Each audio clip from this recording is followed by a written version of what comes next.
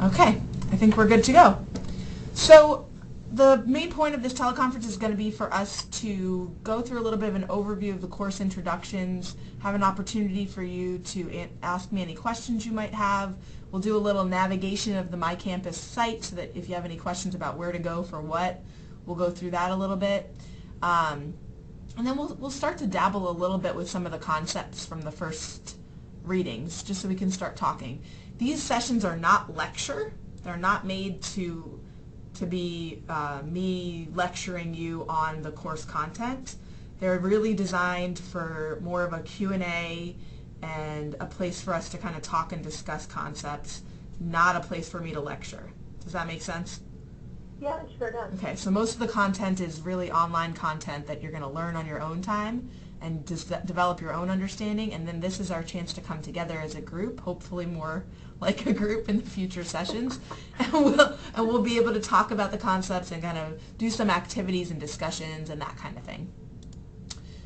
All right. So a little bit about me. I think it's really important, especially with online classes, that we developed a type of relationship where we understand who the other person is. The more that we're comfortable with each other, the more that we build that sense of repertoire back and forth, the easier it's going to be to learn together in an online environment.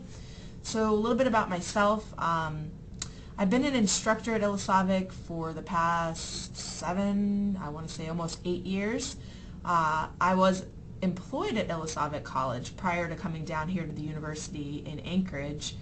So I lived up in Barrow for about 6 years, where I started a program called the Area Health Education Center program. That's the program where I'm now the director on a statewide level, but what I was doing earlier in Barrow was a director at the regional level for the Northwest region of the state.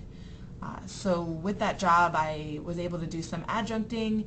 I do some adjuncting here at the university, and I also direct this program on a statewide level. As you can see from these pictures, family is extremely important to me. My husband Eric and I, we live in Eagle River, which is about 20 minutes north of Anchorage, with our 2 children. I have a 4-year-old Kyler and a almost 2-year-old Kalina. They keep me quite busy and on my toes, as you probably know with little ones that age. Of course, my family also extends beyond the family I've built, but the family that I came from. In that top corner up here, you'll see that's my brother Frank, my sister Carla, and then my mom and dad, Carlo and Kathy. And you learned a little bit about them in that birth story we did. I wanted to give you guys an example of what I was looking for, so I decided to just do one myself. So my family lives on the East Coast in Pennsylvania. My sister lives in Colorado, and then we're here in Alaska. So distance, the time difference, I'm well aware of it. It's quite a challenge. But FaceTime has kept the kids connected to everyone, which has been great. My husband's family all lives in Seattle for the most part, except one of his sisters. Actually, that's not even true anymore. My in-laws just moved from Washington State to St. Martin. So we have family in St. Martin, family in Washington, and then family in Nome, Alaska as well. This is just a little bit about our program, just so you can kind of know where I'm coming from as a professional. My program is all about healthcare workforce development, and in particular this course, I decided to teach it because we have some dual credit students that were a part of our summer programming last year that are going to be taking this course as a next step in their pathways to becoming behavioral health professionals. They're interested in things like social work, psychology, and counseling. That was a camp we ran out of the Northwest AHEC in Barrow last summer, and we have 3 students from that camp that are students in this class this semester, this summer. So we're looking to keep them connected, and really what we're trying to do through my program is strengthen the healthcare workforce by growing our own healthcare professionals from local rural communities rather than importing them every year, which costs millions and millions of dollars. We're trying to really start a long-term commitment to grow our own healthcare professionals in the state. We're going to go on to the little bit of course navigation, and I know that you've been on there and you understand how to get to the website, so I'm not going to go through how to log in because I know that you're able to do that. But what I am going to do is go through a little bit of our course site. So I actually have this on in student view right now. So what you see here is what you would see in your own view. I didn't want to confuse you guys by looking at it in a teacher view because it looks a little different. So what you see right now is what you should be seeing when you log into My Campus. And the way I have this course organized, that first block right up here, this entire first block, what I just highlighted, that is the core course information. So it's pretty much the broad types of things that you're going to need to know about the course. It includes my contact information, it includes our teleconference information for our meetings on Friday, and then it has your syllabus, guidelines for written assignments, your project guidelines for the big project that's going to be going on for this course. Important announcements, this is where I'll post things like little updates. I actually sent one out about an hour ago just to remind everyone we have a teleconference starting in an hour. So things like that, or anything else that I want you to know. It's kind of like a public forum for me to post announcements for all the students in the class to see. There's also an open forum, which is a place for you all to post questions you're having that you think might be relevant to the entire class. I love it for those questions to come in as a forum because then everybody gets to see the answer. So instead of me just working one-on-one with each student, you can go there and see if your question's already been answered, or you can post a new question so that everybody can see the answers. So that's a really good spot for kind of Q&A for the class. And then I also periodically will put little links to YouTube videos or different things that I find that I think would be useful for you to view. So any of those little resources could be found there as well. Any questions so far, Laura? No, I don't think so. Okay. So then you have your weekly blocks, and in your view, you're going to be able to see them each week, week by week. There is the opportunity, and I kind of wanted to have a more global discussion with you all as a group to see what your preferences are. I could open them all up so that you can see everything for the whole semester, or if you prefer to kind of get the week by week, we could do it this way. It really depends on if people want to work ahead, what kinds of things you have going on. I oftentimes will have a student say, you know I'm going to be really busy this week because I'm going to be out on vacation and I'm not going to be able to do much. Is there any way that I can do some assignments ahead of time? I'm completely open to opening this whole thing up. It's all ready to go. So what would your preference be? I really like it if it were open. Okay. You could get an idea, like, going ahead, like, what's expected, what's coming up next, kind of like, be able to pace yourself through the course. Okay. Yeah, no problem. Yeah.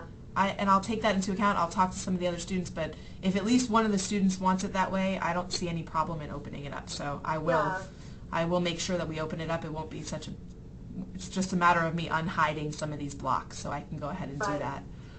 The way each block is organized, I always have the main topic of the week up on top, and then I have your assignments listed with the due date in the main text that you know what to expect for that week. The week objectives, this link is really just from your textbook what the main concepts are from each chapter, that the questions that you should be thinking about as you're doing the reading.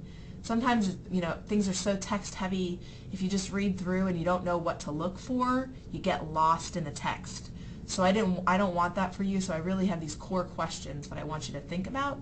And then thinking about those questions will help you highlight what to pay attention to as you're doing the readings. So there will be a little page of objectives for each week. And then the other things that are on here are specific to the week.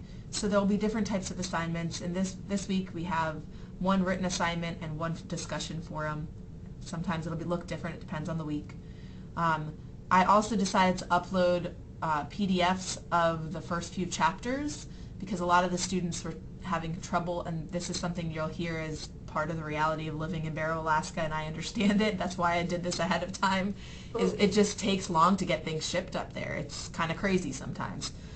So you know, based on my experience of teaching classes up in Barrow, it's really good to upload the first few chapters for students because sometimes the books will arrive like in week 2, even though they ordered them a month in advance or whatever. It just happens that way. So So I have those chapters. That's what those little folders are. And then I also put PowerPoints. These are made by the textbook company, but some people like to look at the presentation. I'm not going to go through those with you, but it's just another resource. I like to put multiple formats for you to get the content, and then whatever works best for you is how you can learn it yourself. But I wanted to kind of give you that opportunity to have multiple formats. And then again, if there's any little links to videos or articles or things that I thought would be meaningful, I always put them towards the bottom kind of as resources for each week. And if you ever come across something, maybe you're reading a magazine, or you see a blog post or an article, feel free to share them, because those are wonderful ways for us to kind of make modern connections of what's going on right now with research and studies on these topics. And I'm always open to posting things like that to share with the group. The other thing I want you to take note of is these little check boxes on the side. So those check boxes are worked into the assignments. They're embedded within the assignment. So you'll get a check mark when you did everything you need to do to make that assignment complete. So if you go back to your own site, you'll be able to look and say, okay, I did that, I did that, I did that, and go through each one. Some things you might not need to check off. There is no check mark required for it. Some things you do, like your assignments. So just kind of keep that in mind. That's what those little check boxes are for. And some things it just encourages you to view them, but you don't necessarily have to do anything. It's all embedded within the work on my campus. Any questions on that piece? No. So they don't automatically check. So you do that part, then check it off. They will automatically check the way I think the way I've worked it, so they'll automatically check unless the check is not required. So like for chapter 1, it's not required for you to look at it because some of you aren't going to need it because you already have your textbook. Okay. So that's one you can manually do, versus if it's something that you're required to do, like this assignment, you see I can't click it because it can only be completed if I turn something in. Does that make sense? Okay, I got it. Okay, that did happen. Yeah. So when I did it, then a check mark was there. Okay, Yep. I got it. Okay. Okay. So that's that in terms of just general kinds of things there. There's also other ways, if you look along this left-hand column, there's other ways for you to kind of navigate the site. And it's really a preference. You can scroll down, or you can say, oh, I want to go specifically to this or that. So you can navigate in other ways. It also will give you access of a way to navigate other courses you might, but I'm only teaching this one course. If you were taking other courses, you would have a bigger list here under my courses. So this is all usually about navigation on the left-hand side. On the right-hand side of the screen, and I'm going to move this. Can you see the right? Yeah, you can see it. I can see it. Okay, Yeah. just my screen's blocked by but it's okay as long as you can see it. On the right side, it's going to show you anything that you have that's upcoming, that's due. It's going to give you latest news. Maybe I posted something new, like an announcement. You can see I posted that this morning. It'll pop up there. And then also recent activities, so the things that you've done and the things that people have done on the site, it'll show you what's been going on. So that'll make it easier when you have to respond to people's posts. You could say, oh, look, Crystal just put one up. Let me go look at hers. So it'll give you kind of an update of what's going on the class site as a whole. So that's pretty much a good overview of basic navigation of our My Campus page. I'm going to come back to our PowerPoint. The next thing I want to break down is just the grading system. It's a very standard, basic 400 total points. However many points out of 400 you get, that's what your percentage is going to be. It's very basic. I don't like to get too complex with the grading. I want it to be easy to understand. The way that our assignments are broken down, we have My Campus activities, which are worth 80 total points for the semester, which is 20% of your grade. There's your attendance and participation, which I'll actually have to do individual calls to the other members, because this is a huge piece, calling in for the teleconference sessions or logging into My Campus. You get points for that as well, 80 total points for 20% of the grade. There's project frameworks, which are pieces of your final project. I broke it up into pieces. That way it's not everything all at once. I wanted you to build up to that final project. That's worth 140 total points for 35% of your grade. And then your final presentation of your project is worth 100 points for a quarter of your grade. And we'll go through sections to show you a little bit more about each. So your My Campus assignments, these vary each week. Oops. So I didn't really give too much detail on this because it's kind of hard. They all look a lot different depending on what the week's assignments are. But there's written assignments, there's discussion forums. Sometimes I'll have you work on like a discussion between a team, so you'll each together be battling a question. So I try to format it a little bit different. There's a little bit of group work embedded. Keep you on your toes. Sometimes I'll give you choices in which one you want to pick out of a selection of assignments. Sometimes you won't. It just depends on each week. Discussion forums themselves are a real way for us to build a sense of a learning community. Without the discussion forums, we could very well have a course that we don't interact with each other. So I always try to include discussion forums so we can learn about each other as who we are, especially in the course like lifespan development, understanding each other. And I think just looking through that first course introduction of our birth stories, everybody comes from such a diverse background with so many differences that we're really going to be able to build a strong understanding from multiple perspectives through things like discussion forums. For the most part, they are based on the course readings, and sometimes they're included as other assignments, but it will have specific outlines of what's expected for each forum. You're never going to have to go in there and just kind of do something completely from scratch. It will definitely give you some type of a writing prompt, or it'll be built into an assignment. For the most part, and I say that because there's a couple that I'll give you a little less time or a little more time depending on what your workload is for the week, but for the most part your first post would be due by the Friday at the end of the week. So week starts on Mondays and it ends on Sundays is the way our My Campus week works. So your first post will be due on Friday night of that week, and then you'll have to provide feedback to your peers by Sunday night. That way your peers by the end of that week will have an ability to look in, see what you said, see what the teacher said, and kind of answer any lingering questions that might be brought up through the discussion, and kind of close it out on Sunday. It should be a combination of reflections and connections to the text. I really liked, Laura, your reference in your response to mine. That's exactly what I'm looking for. I want you to look at people's responses and build connections between the examples they're providing and the concepts that you're encountering as you read and you complete the work of the course. And like I said before... Are you talking about, wait, can I ask you a question? Yeah, sure. Okay. Are you talking about the birth story Yes. and I wrote back? You're talking about that was done correctly? Yes, exactly. That's exactly what I'm looking for in a feedback post. That was really well done. And this is our way to build community. This is our way to communicate with each other. Our course is unique. I did build in a teleconference component, but most online courses, the discussion forum is the only place for you to build learning community. We have other places here in our teleconference, but I just wanted you to kind of keep that in mind. Written assignments, hopefully you don't look like that after you're done with my written assignments. Hopefully they're a little bit more engaging, but do want you to be aware of the guidelines. So we have a written assignment, guidelines for written assignments document that you can reference to help, but all of our assignments will have these same guidelines. Standard length will be identified within the prompt. The Times New Roman 12-point font double-spaced is standard throughout every written assignment that you're doing. Then there are some students that I am aware of, especially in Alaska Native culture, and this is why this is one of my policies. A lot of students don't like communicating through writing. They feel much more comfortable talking and verbally communicating their thoughts on these concepts. So if at any point you prefer to do a presentation in lieu of a written assignment, I am very open to that.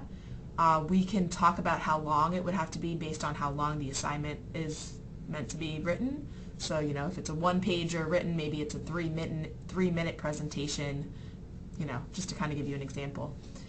There's options of doing that in multiple ways. You can create a podcast where you're recording your voice using an iPhone or some type of a media device. A YouTube video, it could be a webcam recording that you then post to a YouTube video and give us a link, or a screencast where you make a PowerPoint presentation and then you narrate your voice over top of it and you present it that way. So all of those options are something that I am completely open to if you have a preference to presentations versus writing. Just let me know if that ever comes up. And the biggest thing to keep in mind with all of my written assignments is they're about fun and they're about creativity. They're not meant to be formal reports. They're about reflection. They're about understanding the content and showing me your level of understanding. I'm not expecting research papers out of you for these. If I ask you to research something, I will specifically say it. But other than that, most of these written assignments are going to be, for the most part, creative types of reflective work. I also really encourage students to use examples in their writing. Examples in this content, in lifespan development and human development studies, examples are everything. Examples are really what this field is all about. It's all based on studies of people and how people develop based on the situations they encounter, based on their hereditary genetics, based on all of these different things, what affects who they are as a person. So it's important to think about how you can use examples within the context of your writing. Any questions on those? Nope, I like that. Okay. So if it gets hard, I like that. I can do it orally. Yeah. That sounds great. Exactly. Can I ask one question? I Sure. know that we're supposed to respond to one person in the forum. Uh-huh. I love to write. I Yeah. really enjoy writing. Can you get extra credit for doing more? Or is it okay or encouraged to respond to more than one person? It's encouraged. One person is the minimum, so you have to respond to someone to get full credit. If you don't respond to anyone, you won't get full credit for that discussion forum. It's encouraged for you to respond to as many people as you want.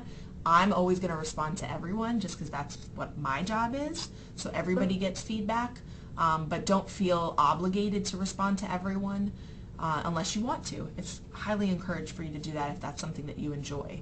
As for extra credit, let me think on that one because I usually don't offer extra credit unless a student is having like extenuating circumstances. But I would just say for now, I would encourage, I have different kinds of extra credit types of opportunities that I pull into play if a student is in real dire need and we have a discussion and it kind of gets to that point. But for the most part, I'm kind of, if you do the work and you do what I expect you to do, you're going to do well in this course.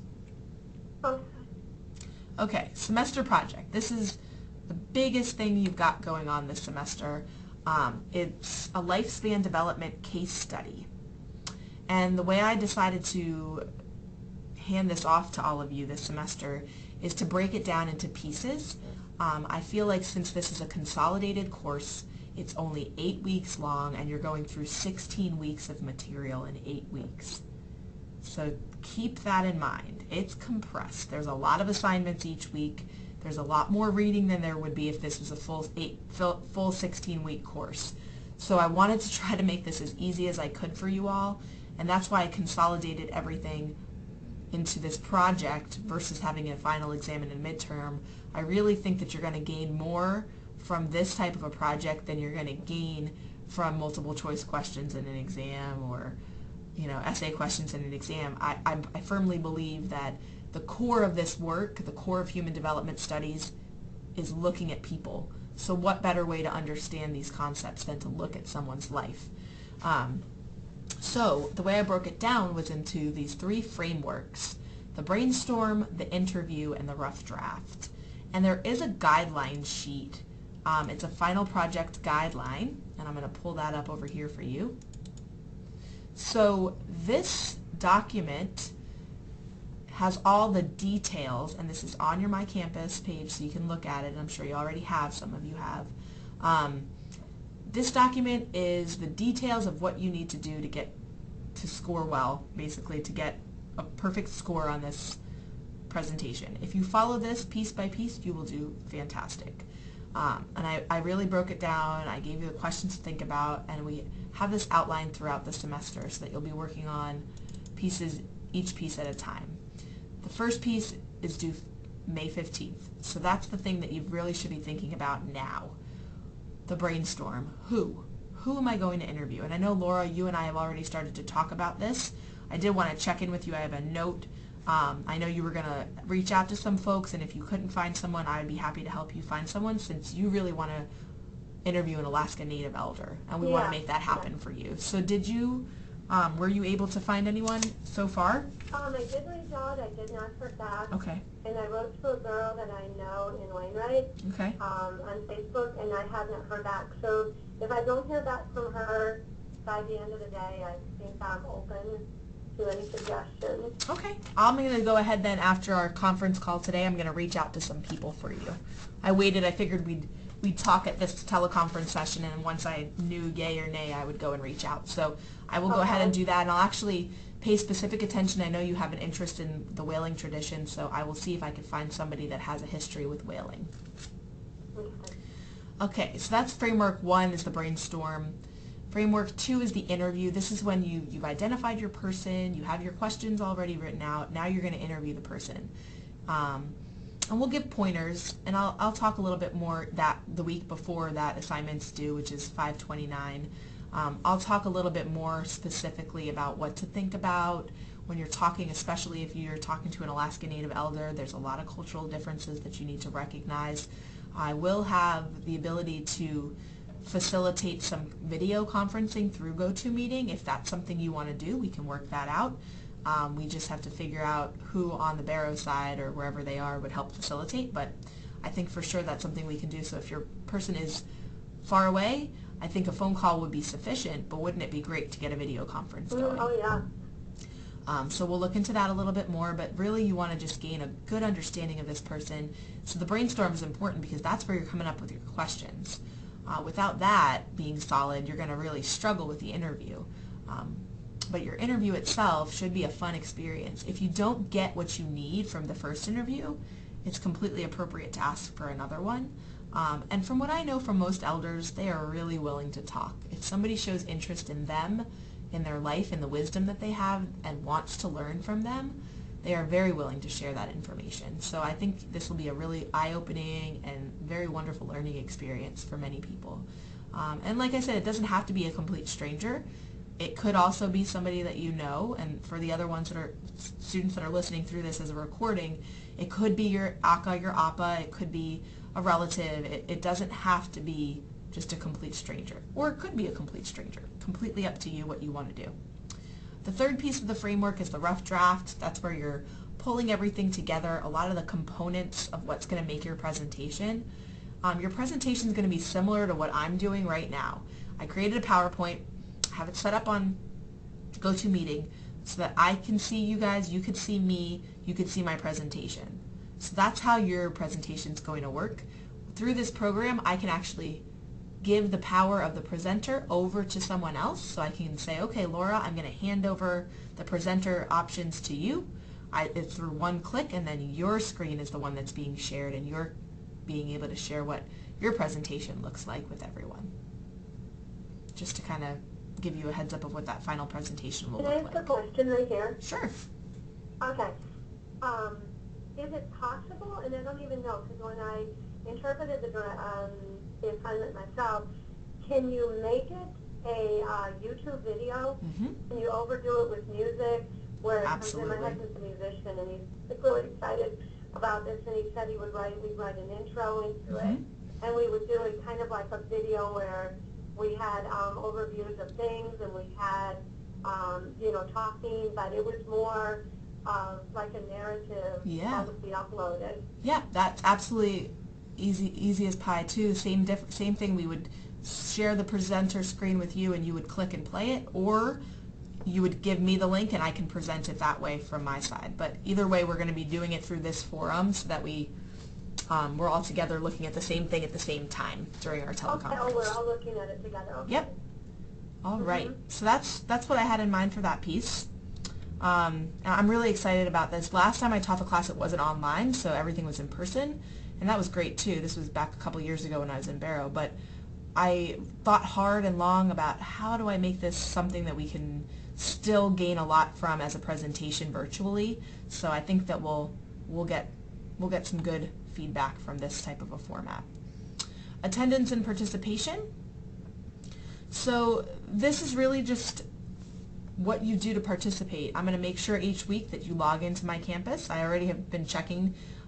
There's some students that have logged in, but they haven't actually done anything yet. I could see every time you log in through the activity log on my end as an instructor. I could see how long you were in there. I could see what links you accessed, what you did. So I see a lot of students that are kind of clicking around and figuring things out, but they haven't actually done an assignment yet. Until actually just this morning when I logged in again, there are a lot of assignments that started to be posted. So that's good. I mean, that's showing me that you guys know how to navigate the site. That's part of it. The other part is the readings. And how do I know if you did the readings? I'm going to know from the quality of your responses. I'm going to understand based on what you're giving me back in your My Campus assignments. I'll easily be able to tell, and you'll see me, and I'm pretty blunt about it. I'll say, are you sure you did the readings this week? Because I could just sense whether or not somebody's done the readings. So making sure you do the readings. I know it's a lot of reading, especially since this is a condensed course, but this is your own, the learning is on your own. You can't depend on coming to a weekly lecture and learning everything you need to learn without using the textbook. This is an online course, so it's very independently based, and you're going to have to make sure you keep up with those. The assignments, making sure you complete those, that's part of the participation grade. And then your teleconference sessions, attending those. I worked out something special with Crystal, who has already contacted me with the conflict. For everyone else, I really do expect you to be on the teleconference each week as part of that attendance and participation grade. This is straight from your syllabus, just a breakdown of what's due each week. 8 weeks long, 16 chapters worth of work, lots and lots and lots to do. So it's very condensed, making sure that you understand that and you keep the time to where you can get it done.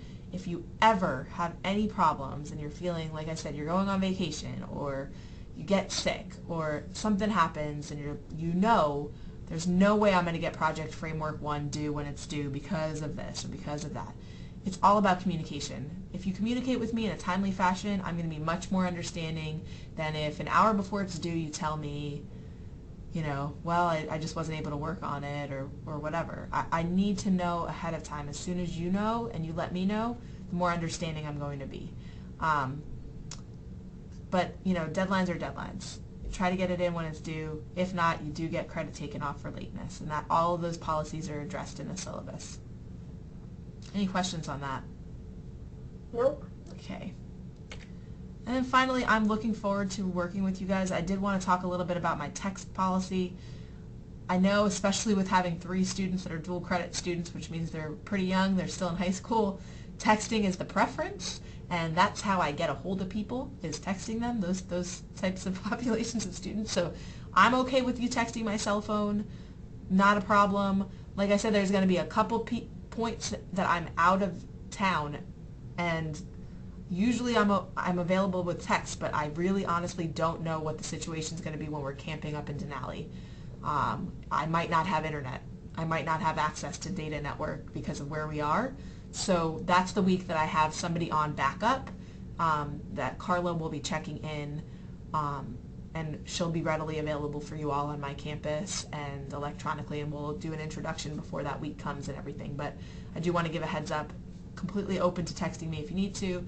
You can always email me, and you can always give me a call. My office line is on the website as well. So if you have any questions about contact, please just feel free, let me know. And I think that's all I have for you guys today. Oops, didn't want to open that. But any questions, any lingering things that you have going on? Okay. Yep, on the brainstorming, coming up with a question. Mm-hmm. You have to come up with like at least 20 of them, right? Yep. Okay. So they're not set questions. I mean, they're questions that we think of. Yep. Okay. And then we post those on week 2. Do we post the list of the questions that we're going to ask? Yeah, and I will, and week 2 it will have, whoa, sorry, that was super loud. In week 2 it will have an outline of what you need to submit, and I'm going to actually go back in here, and I actually can do it while we're chatting. I'm going to open up these other weeks so that everything will be open for the whole semester, and that way you guys can access everything. You can work ahead if you choose to. Whatever you want to do will be just fine. See, I want to, so you'll go over our questions because I don't want to ask any questions that, you know, I don't know culturally what would be, Right. might say, you really wouldn't ask that. You know, Yeah. that wouldn't be acceptable, and I wouldn't know that. Right. And I really don't want to offend anybody. And that's exactly why I have that as a separate section, because I want to give you guys feedback, and I want you to get a, you know, not only feedback on culturally relevant, culturally appropriate questions and how to ask and how to interview and all of those kinds of things, but also content. I don't want you to miss something, like just forget to ask them about a major point that's going to be really relevant to painting that picture. So that's why it's a separate assignment that I'll be looking at before the interview actually takes place. And I'm just going to open every week for you all. That way it's all set. But we will go over, and you actually have some real great cultural knowledge in the group of students that are in this course. So I think that you'll have a lot of good feedback coming from them as well. It would be neat to have a Facebook just with the whole group of students. Okay, I could do that. Wouldn't that be? Yeah. I mean, it would be so interesting. Yeah, I can start that up. I just have to try to find everyone. I know I'm friends with a couple of the students in terms of the ones that took our dual credit course, but it wouldn't be too hard to find everyone and get that started. Absolutely. Any other questions? Nope. Okay, well, we're probably just going to end a little early because of the fact that it's just you and I. Oh, actually, you know what? Let's dive a little bit, though, since it is you and I, and we do have a little bit of time. Let's dive a little bit into the readings. Were you able to read both chapters yet? I read chapter 1 and Okay. halfway through chapter 2. Okay, okay. So let's think about chapter 1. What are some of the thoughts you have on just overall the study of human development? I thought it was really interesting. I never have given it thought. I don't have the book right in front of me, so I'm not going to get all the terms right. Mm-hmm. But social, where we grow up and how much that does influence us. Like, think of, you know, a set of twins, and if I grew up here in Maine or somebody that grew up in Alaska, how different we really are just by our... Sorry. I got to turn off my email. I purposely had it turned off and then I accidentally opened it. Okay, there we go. Sorry, go ahead. Yeah. So no, I thought that was interesting. Also, when I read that our eating habits, which I truly believe our eating habits are reflected onto our kids, and heart disease doesn't necessarily run in families, but eating habits run in families that cause heart disease. Right. Exercise runs in families, and it just kind of confirmed what I kind of know, but super interesting. Yeah, and I think that high drive in a person where they're highly driven to go to college, that's family, that comes from families. Mm-hmm. And I also thought, was it 17% that we base success in economic success is based on what did it say? 17% of how the world lives, which was to me like shocking. Yeah. So yeah, absolutely. I think what you said about food and eating habits is huge, especially when I'm going to connect this to Alaska Native communities. A lot of what was lost in the culture when westernization took place and white man came up to some of these more rural, remote communities was what they were eating. And you know, now it can be seen more than ever where cultural traditional foods, it's like a revitalization of eating those things. You go into a small store in Wainwright, the AC store there, and you see soda pop, you see junk food, chips, candy, chocolate. It's just kind of crazy what's there. Very little fresh produce, very little. Who brought that? Was that the white man bringing in the junk food? Well, it's just now where things have gone of what gets purchased. It's the colonialization of what happened there, that and why people have such high diabetic rates up in these communities is because the culture has changed in terms of all of these centuries you've been eating traditional foods that are high in these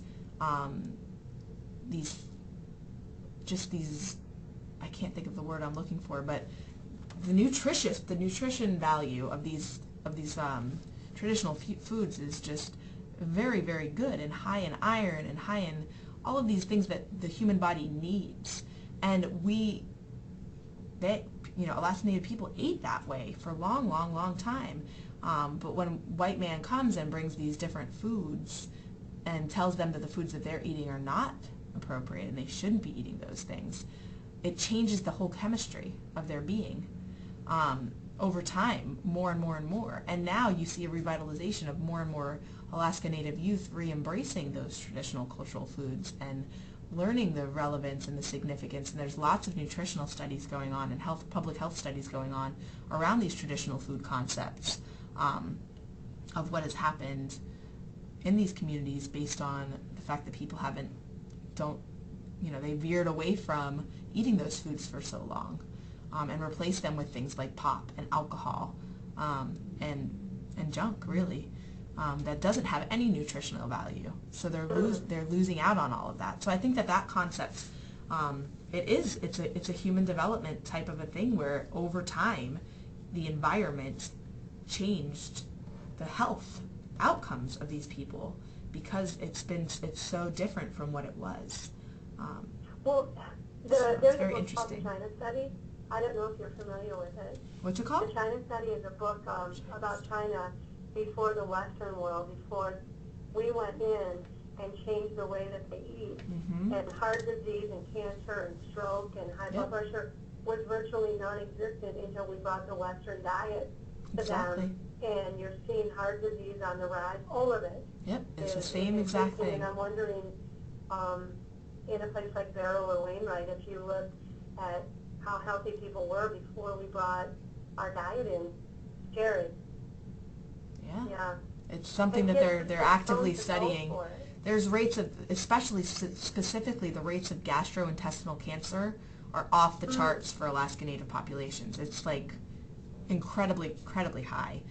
There's some research going on right now at the Alaska Native Medical Center specifically on gastrointestinal cancer in Alaska Native populations because of those rates. And a lot of it What does that do to? A lot of it stems from diet. Wow.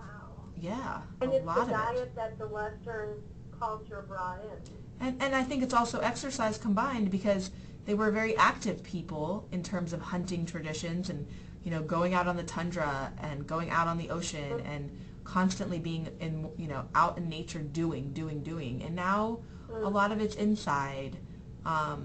And based on westernization, based on technology, the internet, bringing on, and I think this cross-culture too. I think this goes not just for Alaska Native people, but for people in general. We are a more stationary, sedentary people than we used to be, and I think that has a lot to do with a lot of these chronic diseases. A combination of diet. Everything we eat is processed. We're not eating as much natural foods.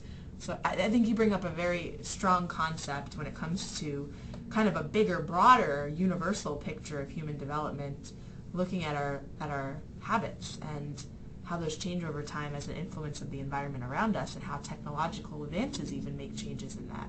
I have a person that I write to in Wainwright, and one of the things I thought about was they don't have very much access to fruit and vegetables, and so, but I know for hundreds of years they never did. The Native people have lived okay on what they have, but they do lack a lot of the things that we have access to. Yeah, I think their body chemistry is a lot different based on that.